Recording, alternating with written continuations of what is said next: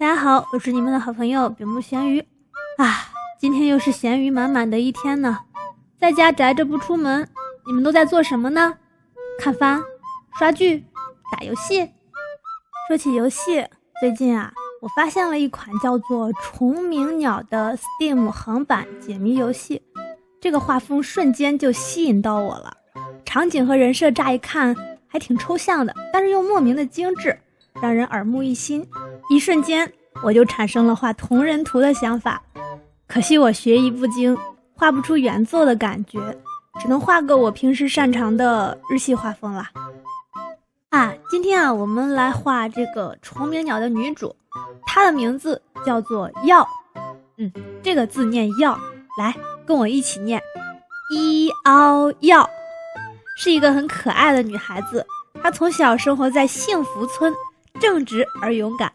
我们先来看一下她的人设，红色的短发，有点卷，刘海扎在头顶，露出她的大背头。衣服的话，朴实的麻布短袖，围着一条红围巾。至于她为什么穿着短袖还围着围巾，到底她是冷还是热，就只有她自己知道了。至于她下半身这个乍一看似乎是灯笼裙，仔细一看，原来是灯笼裤。毕竟是比较抽象的画风这样画还挺有艺术美的。但是画日系画风就不能这么画了。我呢就擅作主张，给她画个百褶裙吧，露出她的小细腿。好了，人设的构思就到这儿了，我的草稿也打完了。接下来我们就来认认真真的把这幅画画完吧。お元気ですか？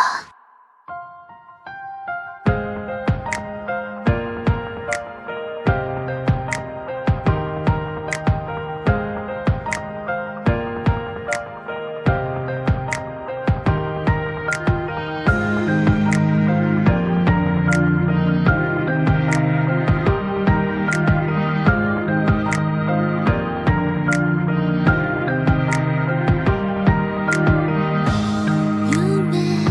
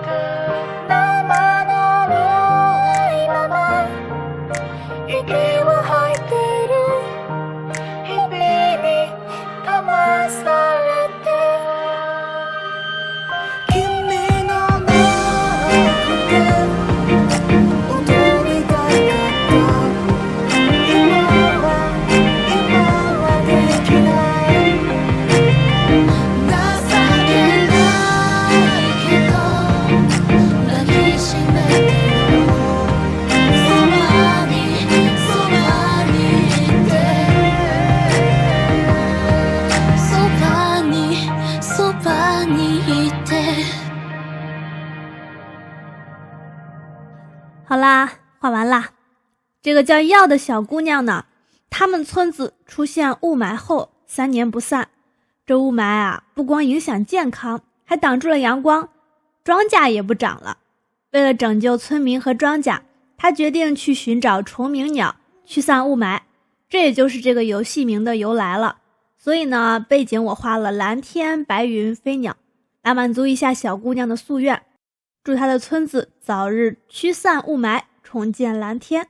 好，这期视频就到这里吧，感兴趣的小伙伴也可以自行搜索下载。我们下期再见，加内。